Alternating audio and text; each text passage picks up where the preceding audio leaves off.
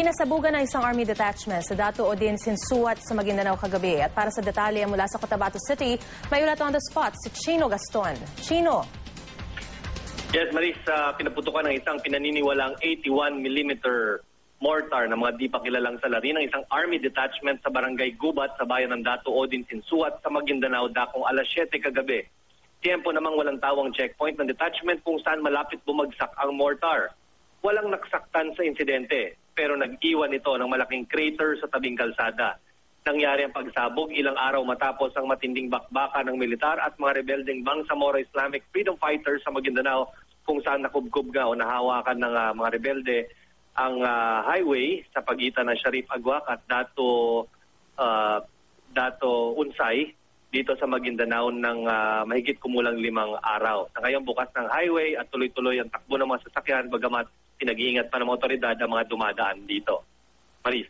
Chino, so posible kayang may kinalaman din itong nangyaring pagsabog dyan doon sa bakbakan ng militar at Bangsamoro Islamic Freedom Fighters?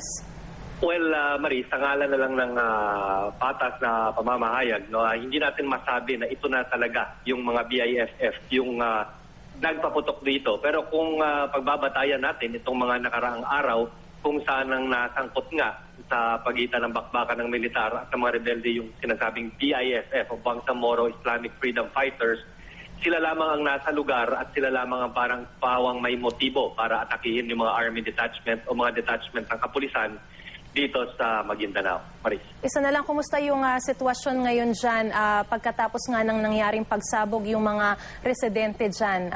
Kumusta naman yung mood? Maris, ito na nga yung nakakapagtaka kasi mga residente mismo dito malapit sa lugar ay hindi naman gaanong nababahala. Parang tinatanggap na lamang na ito ay bahagi lamang ng kanilang buhay dito sa bahaging ito ng Mindanao. Sa aming pag-iikot kanina, dumaan kami muli dun sa portion ng critical na portion ng highway dito sa Maguindanao at napansin namin na napakaraming sundalo pa rin nakaposte sa daan at napansin din namin na unti-unting pinapakalat na yung mga tinatawag na Special Action Force ng ating kapulisan para magbantay dito sa critical na bahagi ng highway na nitong mga nakarang araw lamang ay naging sentro ng bakbakan sa pagitan ng mga rebelde at ng mga gobyerno. Alright, sige, mag-iingat kayo dyan. Maraming salamat, Chino Gaston.